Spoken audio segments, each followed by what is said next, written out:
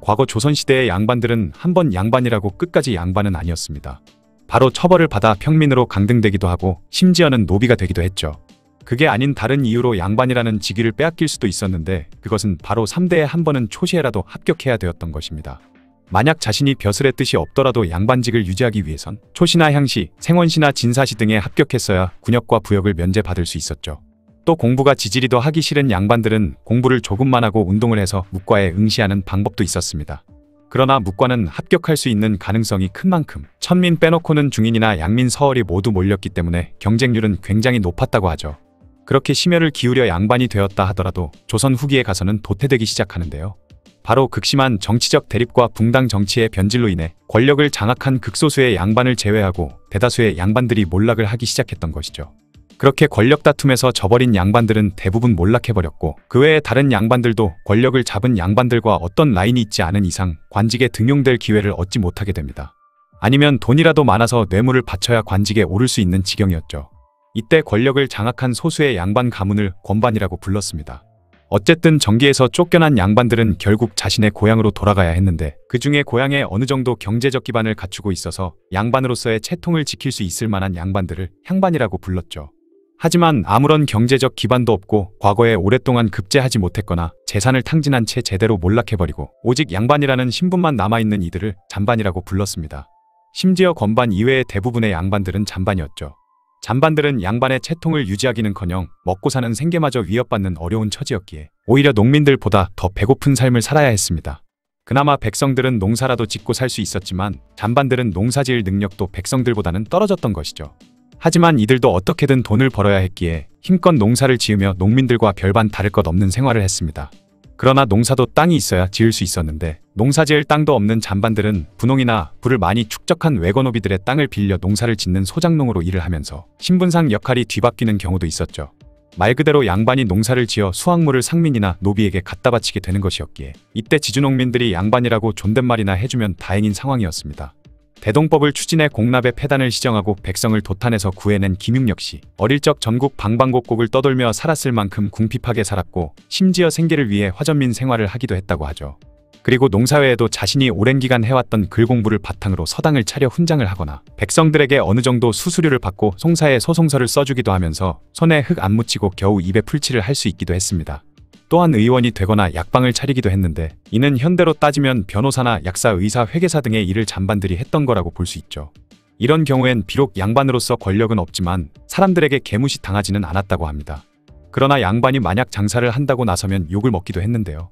조선시대엔 산홍공상이라고 해서 학자가 제일이고 그 다음이 농민 그리고 제일 아래로 상인을 쳤는데 양반 체면에 돈만 밝히는 장사치 짓을 한다는 것은 쉽게 시작할 수 있는 일이 아니었던 것입니다. 애초에 몰락한 양반들에게 장사를 할 수 있는 미천조차 없었죠. 또한 잔반들이 그나마 좀 눈치 안 보고 할 수 있었던 일이 바로 돗자리를 짜는 일이었습니다. 왕골이나 갈대 같은 걸 이용해 바닥에 까는 돗자리를 만드는 것이었는데 집안에서 남의 눈치 보지 않고 조용히 할 수 있는 일이라 잔반들이 굉장히 선호했죠. 단원 김홍도가 그린 자리짜기를 보면 잔반의 어려운 생활상을 그대로 엿볼 수 있습니다.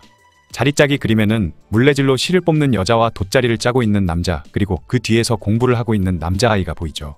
여기서 남자가 사방관이라는 모자를 쓰고 있는데 이 모자는 과거 양반들이 집에서 편하게 있을 때 망건 위에 쓰는 관이었다고 합니다.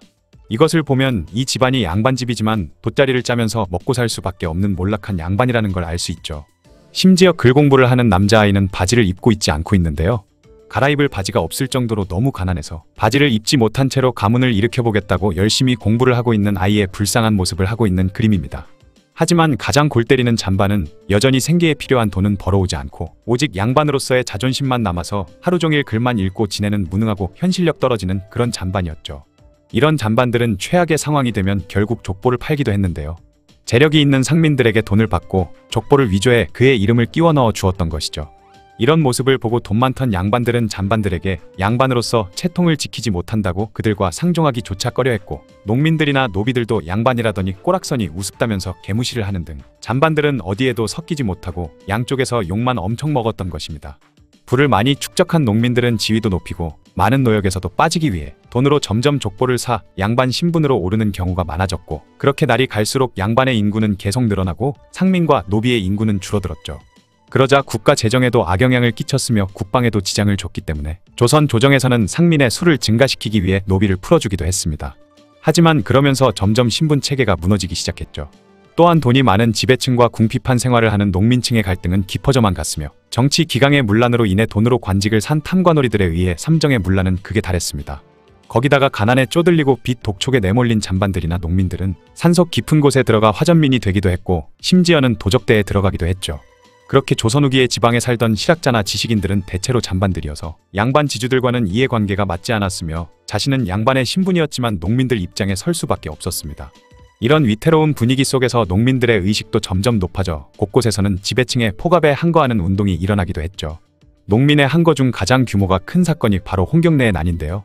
몰락 양반인 홍경래가 농민 상인 노동자들과 함께 서북지방의 차별과 부패한 권력을 격렬하게 비판하며 일으킨 봉기가 바로 홍경래의 난이었죠. 홍경래도 양반이었지만 몰락한 집안이었고 농민들과 피지배계층과의 이해관계가 맞아 떨어졌기에 이런 농민 반란을 일으키기에 이르렀던 것입니다. 이러한 신분제는 훗날 갑오개혁 때가 되어서야 비로소 철폐되었는데 돈 많은 양반 입장에서는 신분제 철폐가 못마땅했을 것 같고 몰락 양반인 잔반 입장에서는 굉장히 환영했을 것 같기도 하네요. 여러분 혹시 사극을 보시면서 이런 생각을 해보신 적 있으신가요? 저 옛날 사람들하고 실제로 대화를 나누면 말이 통하기나 할까? 아마 많은 분들이 한 번쯤은 이런 궁금증을 가져보셨을 것 같기도 한데요. 만약에 우리가 타임머신을 타고 조선시대로 갈 수 있게 되면 과연 과거 사람들과 대화가 가능할까요? 그 해답에 대해 지금부터 알아보겠습니다. 먼저 우리의 자랑스러운 한글의 탄생부터 살펴볼 필요가 있는데요. 때는 1443년 세종대왕께서 훈민정음을 창제하셨습니다. 여러분, 혹시 세종대왕께서 왜 한글을 만드셨는지 알고 계신가요? 그 이유가 정말 감동적인데 당시 백성들이 한자를 배우기 너무 어려워했었죠. 그러다 보니 우리말을 한자로 제대로 표현하기 힘들었는데요. 세종대왕님은 이런 백성들의 어려움을 알았기 때문에 마음 아파하셨다고 합니다. 그래서 어려운 한자 대신에 누구나 쉽게 배우고 쓸 수 있는 글자를 만들기로 결심하신 거죠. 많은 분들이 세종대왕과 지편전 학자들이 함께 한글을 만들었다고 알고 계시는데 사실은 좀 달랐습니다. 놀랍게도 세종대왕께서 혼자서 비밀리에 만드셨다고 하는데 왜 그러셨을까요? 그 이유는 당시 신하들이 새로운 글자를 만든다는 걸 알면 엄청나게 반대할 게 뻔했기 때문이었다네요. 그렇게 신하들 몰래 한글을 만든 후 발표했는데 예상대로 신하들의 엄청난 반발이 일어났습니다. 최만리, 정창손 등의 신하들이 상소문을 올렸는데 한글을 만든 사실을 명나라에서 알면 우리를 비난할 텐데 어쩌시려고 그러셨습니까? 한자 대신 한글을 쓰는 건 명나라를 무시하고 오랑캐와 같아지려는 것 아닙니까? 명나라 눈치 보느라 한글을 사용하면 안 된다는 내용이었죠. 하지만 세종대왕은 신하들의 무수히 많은 상소문에도 끝까지 자신의 뜻을 굽히지 않으셨습니다. 오히려 더 나아가 훈민정음 해례본이라는 해설서까지 만들도록 지시하셨죠. 그러고는 백성들에게 보급했습니다. 하지만 훈민정음 해례본은 한자로 써져 있었기 때문에 다시 한글로 번역된 훈민정음 언해본을 만들게 되었죠. 이게 얼마나 대혁신적인 일이었는지 가늠이 되시나요? 과거 어느 나라에서든 그 나라의 문자라는 건 특권층만의 전유물이었는데 세종대왕께서는 모든 백성이 쉽게 배우고 쓸 수 있는 글자를 만들고 배포까지 했었던 겁니다. 자, 이제 원래의 질문으로 돌아가서 우리가 조선시대로 가면 대화를 나눌 수 있을까요? 아쉽게도 그 답은 아니오에 가깝습니다. 왜 그럴까요? 훈민정음 언해본의 첫 부분을 보시면 아주 유명한 문장이 나옵니다. 나란말싸미로 시작하는 문장이죠. 이 문장만 봐도 한글은 맞는 것 같은데 왠지 외국어를 보는 것 같기도 하실 텐데요. 실제로 당시에는 이것을 나라스 말싸미로 발음했다고 합니다. 왜 그렇게 발음했던 것일까요? 그 이유는 바로 성조 때문입니다. 성조는 쉽게 말해서 음절의 높낮이를 뜻하는데요. 지금의 중국어를 들었을 때 말의 높낮이가 오르락내리락 하는 것이 바로 성조 때문이죠. 놀랍게도 조선시대에도 이런 성조가 있었던 겁니다. 그리고 지금도 경상도 사투리에 성조가 남아있다고 합니다. 가지라는 단어를 예로 들어들면 가를 높게, 지를 낮게 발음하면 한 가지, 두 가지 할 때의 가지가 됩니다. 반대로 가를 낮게, 지를 높게 발음하면 채소가지가 되고 둘 다 같은 높이로 발음하면 나뭇가지가 되는데 신기하시죠? 이렇게 발음에 따라 의미가 달라지다 보니 만약에 우리가 조선시대 사람들과 대화를 하려고 하면 아마도 난생 처음 들어보는 사투리를 쓰는 사람과 대화하는 것처럼 느껴질 겁니다. 서로 말이 통하지 않을 가능성이 높은 거죠. 그렇다면 말이 안 통하면 글로 대화할 수도 있잖아요? 아쉽게도 글자로 적어서 대화하는 것 역시 쉽지 않습니다. 그 이유는 당시의 훈민정음과 지금의 한글은 꽤 많이 달랐기 때문이죠. 기본적으로 자음과 모음의 개수부터 달랐으며 게다가 지금은 사용하지 않는 글자들도 있었죠. 아래아, 옛 이응, 여린이으, 반치음 이렇게 네 글자가 더 있었는데요. 지금은 없어진 저 네 글자를 왜 만들었던 걸까요? 조선왕조실록에 따르면 어딜 가더라도 통하지 않는 곳이 없고 바람소리, 닭 울음소리나 개 짖는 소리까지 모두 표현해서 쓸 수 있다고 나와 있습니다. 또한 세종대왕께서는 훈민정음으로 세상 모든 만물을 표현해낼 수 있다고 했었죠. 그리고 저 네 글자는 외국어 발음과 표기를 가능하게 하는 글자였기 때문에 만약 지금까지 남아있었다면 우리가 외국어 발음을 완벽하게 할 수 있었을 거라고 하네요. 그런데 왜 저 네 글자가 사라졌을까요? 아쉽게도 훈민정음 해례본이 만들어진 지 얼마 되지 않아 사라졌다가 1940년대 초반이 되어서야 다시 발견됐습니다. 그 사이에 많은 국어학자들이 해례본을 보지 못한 채로 연구를 할 수밖에 없었던 탓에 지금의 한글에는 저 네 글자가 빠지게 된 거죠. 자, 그렇다면 우리가 보는 사극 드라마나 역사 영화에 나오는 말투는 모두 틀린 걸까요? 그건 또 아닌데 왜 그럴까요? 그 해답은 조선 후기로 가면 찾을 수 있습니다. 16세기쯤부터 조선 사람들의 발음이 조선 초기와는 많이 달라졌다고 하는데요. 그리고 놀랍게도 이때의 발음은 현재 우리가 쓰는 한국어 발음과 꽤 비슷했다고 하죠. 여러분이 사극에서 많이 들어보셨을 아니되옵니다. 그리하옵소서 축하하오 같은 하우체 말투가 바로 이때 등장했습니다. 실제로 조선 후기의 왕인 숙종의 업문서간을 보면 지금의 우리도 어느 정도 읽을 수 있을 정도로 현재의 한글과 비슷합니다. 간단히 정리해보면 이렇습니다. 만약 조선 초기나 그 이전으로 가면 대화가 거의 불가능하겠죠. 하지만 조선 후기로 간다면 사극에서 봤던 것처럼 하우체를 쓰며 말하면 어느 정도 대화가 통할 겁니다. 19세기 조선에 찾아왔던 많은 외국인들은 조선인들을 보고 깜짝 놀란 것이 있습니다. 바로 죄다 새하얀 옷을 입고 다녔다는 것이죠. 이것에 대해 얼마나 강한 인상을 받았으면 독일인 오페르트는 그에 져서 금단의 나라 조선기행에 옷감 빛깔은 남자나 여자나 다 희다라고 기록해뒀으며 라겔이라는 사람도 걸어가는 모든 사람들이 흰옷을 입고 있다라고 적었다고 합니다. 심지어 조선인들이 시장에 바글바글 모이는 걸 본 외국인들은 손박 같다고 말하기도 했을 정도로 흰옷을 좋아했죠. 그만큼 당시 조선 사람들은 흰옷 입는 것에 집착하다시피 했던 것입니다. 또한 과거부터 흰옷만을 고집해왔던 민족이라서 그런지 우리를 백이민족이라고 부르기도 하죠. 그런데 과거 우리 한민족 조상들은 왜 이렇게까지 흰옷 입는 것을 좋아했던 것일까요? 그 이유로 일제강점기 당시 일본인들은 조선인들이 흰옷을 선호하는 이유를 여러 가지로 들었습니다. 바로 염색 기술이 낙후되어 흰옷밖에 못 입고 그렇다고 염색을 하려고 해도 궁핍해서 할 수 없었다는 주장. 그리고 고려가 몽골의 침략을 받아 나라가 망하자 망국의 슬픔과 한 때문에 백의를 입기 시작한 것이라고 주장하기도 하고 한민족이 과거부터 겪은 고통과 많은 불행한 역사적 경험 때문에 백의를 상복처럼 입고 다닌다는 주장 등이 원인이라고 말했죠. 하지만 그들이 주장한 이유들은 틀렸고 왜곡된 주장인데요. 그냥 언뜻 생각했을 때 조선 백성들이 입고 다닌 흰색 옷은 약간 누리끼리한 빛이 도는 자연흰색일 거라고 생각할 수 있는데 사실 완전 깨끗하고 새하얀 순백색의 색깔이었다고 합니다. 이는 한국에 왔던 외국인들의 기록에 많이 드러나 있죠. 이사벨라 버드 비숍이 쓴 한국과 그 이웃 나라들에는 한국 사람이 빨래하면서 내는 흰색은 세상의 어떤 빨랫집에서도 그토록 희게 할 수는 없다라고 기록되어 있습니다. 또한 여인들이 냇가에서 무명으로 만든 옷을 새하얗게 빨고 있는 모습을 본 님 웨일스는 이상주의와 순교자의 민족이 아니라면 이처럼 깨끗한 청결을 위해 그토록 힘든 운동을 감내하지는 않았을 것이다 라고 말했다고 하죠. 그 정도로 한국에서는 완전 깨끗한 순백색 옷을 원했던 걸 알 수 있습니다.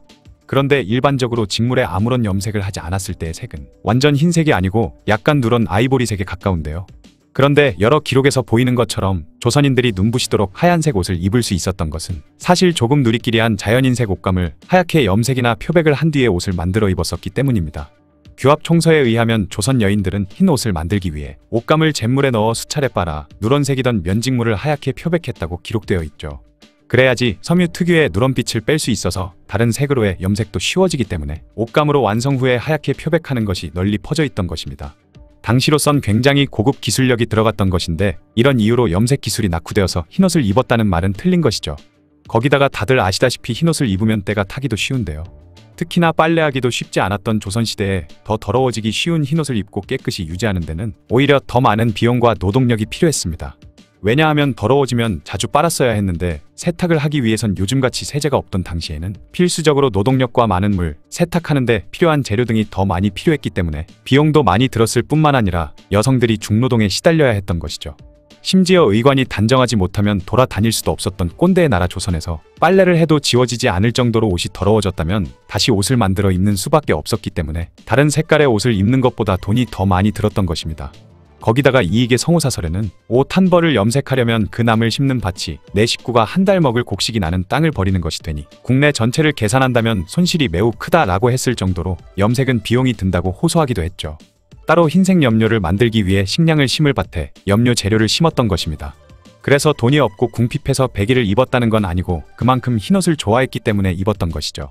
고려가 원나라의 침략을 받은 이후 슬픔 때문에 흰옷을 입었다는 주장도 아닌 이유가 있는데요. 바로 고려 이전 시대부터 한민족들은 흰옷을 입는 것을 선호했기 때문입니다. 신라, 고구려, 부여에서도 흰옷 입는 걸 좋아하거나 자주 입었다는 기록이 있죠. 삼국지 위서동이전 부여편에 의하면 부여인들의 의복은 흰색을 숭상하여 흰배로 만든 큰 솜에 달린 도포와 바지를 입고 가죽신을 신는다 라고 기록되어 있고, 수서 동의열전 신라편에는 풍속 정치 형벌 의복은 대략 고려 백제와 같다, 옷빛은 흰 빛을 숭상한다 라고 기록되어 있다고 합니다. 또한 고구려 벽화에서 흰옷을 입은 사람들이 자주 나오기도 하고, 삼국시대 때 각 나라들의 의복 문화가 대체로 같다는 기록도 있으니 고구려 역시 흰옷을 선호하는 것은 마찬가지였을 것이라고 추정하고 있죠.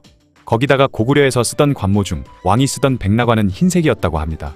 이런 글들을 봐도 고려시대 이전부터 한민족은 흰색 옷 입는 것을 굉장히 좋아했던 것일 뿐, 몽골이 쳐들어와서 그랬다는 것이나 슬퍼서 그런 것이다 또는 상복이다 하는 것 또한 근거가 많이 부족하죠.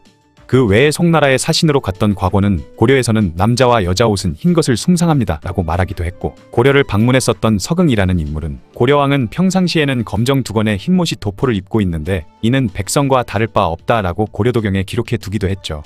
고려에서도 신분에 관계없이 흰옷 입는 것을 선호했음을 알 수 있습니다. 또한 명나라 사신 동월이 성종 때 조선을 다녀가서 지은 조선부에는 조선의 사람들은 모두 흰옷을 입는다 라고 기록되어 있기까지 했죠. 이런 식으로 과거부터 한민족은 흰색 옷을 즐겨 입는다고 널리 소문이 나 있었던 것입니다.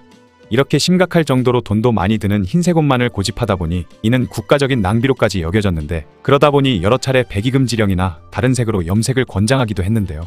제발 흰옷 좀 그만 입으라고 나라에서까지 통제를 하고 나섰던 것입니다. 13세기 고려의 충렬왕이 흰옷을 입지 못하게 금지령을 내렸지만 백성들의 흰옷 사랑은 멈출 줄을 몰랐다고 하죠. 거기다가 조선시대에는 수많은 왕들이 백성들에게 강제로 흰옷을 입지 못하게 했는데요. 태조와 태종 세종, 그리고 연산군과 인조 현종, 거기다가 숙종과 영조까지 여러 차례 백의금지령을 내렸던 것입니다. 그리고 오방색 중 동쪽을 상징하는 색인 푸른색 옷을 입으라고 권장하기도 했으며, 숙종은 아예 푸른색 옷을 입도록 국명을 내리기까지 했죠. 하지만 흰색 옷 한 벌 입었다고 처벌할 수도 없는 노릇이니 결국 백성들의 고집을 꺾지는 못했습니다. 이후 1894년 가보개혁된 검은 옷을 입으라는 칙령을 반포하기도 했고, 1897년 광무개혁 때는 아예 흰옷 입는 것을 금지시키기까지 했죠. 그렇다면 일제강점기 때는 어땠을까요? 핍박받던 일제강점기 때도 한민족의 흰옷 사랑은 그대로였습니다. 오히려 당시 흰옷은 민족의 정체성처럼 되어버렸고, 이후 일제에 항거하는 상징으로서 더 흰옷을 입었던 것이죠. 그러다 보니 조선총독부에서는 색깔옷을 입는 걸 권장했지만 잘 되지 않았기에 이후에는 아예 정책적으로 흰옷 입는 것을 금지시키기 시작했습니다. 1930년대 신문을 보면 색깔 있는 옷을 입으라는 선전도 많았고, 색깔 있는 옷을 입게 하는 장려운동과 흰옷 폐지 운동을 하기도 했죠. 그리고 이후에는 흰옷 입은 조선인들을 탄압하기도 하는데, 일본 경찰들은 길을 돌아다니다가 흰옷을 입은 사람을 보면 옷에 먹물을 끼얹어 버리기도 했으며, 흰옷 입은 사람은 시장에 들어가지 못하도록 막고 벌금을 부과하기도 했습니다. 또한 관공서 출입도 하지 못했고 행정상 불이익을 주기도 하면서 흰옷 입는 것을 막으려고 안간힘을 썼죠. 그리고 이때 흰옷을 선호하는 한민족의 풍습을 비하하고 왜곡하기 시작했던 것입니다. 하지만 그럴수록 오히려 흰옷은 한민족의 어리자 정체성으로 강조되어 버렸으며 일반 민중들의 더 강력한 반감만 불러일으켰죠. 그리고 독립을 맞이한 이후 서양식 복식이 확산되기 시작하면서 점점 흰옷에 집착하는 문화가 빠르게 사라져 갔던 것입니다. 그런데 사실 한민족 조상들이 흰옷을 자주 입었던 이유는 바로 순우리말로 해와 흰 그리고 하양은 어원이 같다고 해서 흰색은 빛과 태양을 상징하는 색이기 때문에 오래전부터 흰옷을 즐겨 입었던 것이죠. 또한 종교적인 이유도 있었습니다. 형의 크고 작음이 어디에 있고 색의 아름다움과 아름답지 않음이 어디에 있겠는가라고 하는 불교 사상과, 무의는 나를 찾고 욕심을 적게 하는 것이며 비움은 곧 그득함이라 하였던 도교 사상에서 한민족의 의복 문화에 많은 영향을 준 것이죠. 도교에서는 흰색은 자연스러운 것이고 색은 부자연스러운 것이라고 생각했던 것입니다. 그리고 본격적으로 흰옷을 입는 비율이 늘어난 것은 조선시대에 들어서부터였는데요. 당시 유교를 숭배하던 조선에서는 색을 욕망으로 간주했던 것입니다. 색은 점잖지 못하거나 부도덕하다고 여기기까지 했으며, 반면에 흰색은 자연과 같은 색이라고 여겨지다 보니 흰색을 선호하는 사고방식으로 이어졌던 것이죠. 이후 불교와 도교, 유교까지 여러 종교 사상들이 합쳐져서 인공적인 것을 배제한 순수한 아름다움을 추구하다 보니 흰색을 숭상하는 전통까지 만들어진 것입니다. 그렇다고 과거에 무조건 흰옷만 입었던 것은 아닌데요. 한민족 모두가 흰옷 입는 것을 선호했던 것일 뿐 다른 색깔의 옷을 입는 경우도 있었으며, 특히나 아이들은 색동저고리 같은 색 있는 옷을 많이 입었었다고 하죠. 또한 고구려의 벽화들을 봐도 흰색뿐만 아니라 다른 여러 가지 색깔의 옷을 입었던 것을 알 수 있습니다. 그리고 같은 계열의 복식 문화를 공유하는 백제와 신라, 가야도 마찬가지였으며 고려도경에도 고려 여성들이 노란색 옷을 많이 입었다는 기록도 있죠. 1898년 정동에서 열린 서양인 선교사 부부의 결혼식에 어느 한 조선인이 초대되어 그곳에 갔을 때 옷 색깔 때문에 벌어진 일도 있는데요.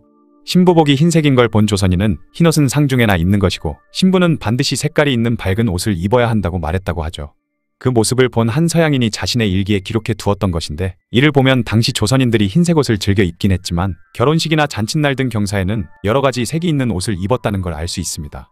그런데 여행이나 TV 등에서 외국인들이 나오는 걸 보면 다른 나라 사람들보다 우리나라 사람들이 굉장히 깔끔하고 깨끗하다는 걸 알 수 있는데요. 과거부터 이어져 온 한민족의 그런 습성이 흰옷을 숭상하고 선호하게 된 이유가 되지 않았을까 싶습니다. 진짜 완전 새하얀 옷을 입고 수백 수천 명이 모여 있다고 생각하면 왠지 손뭉치 같았을 것 같긴 하네요.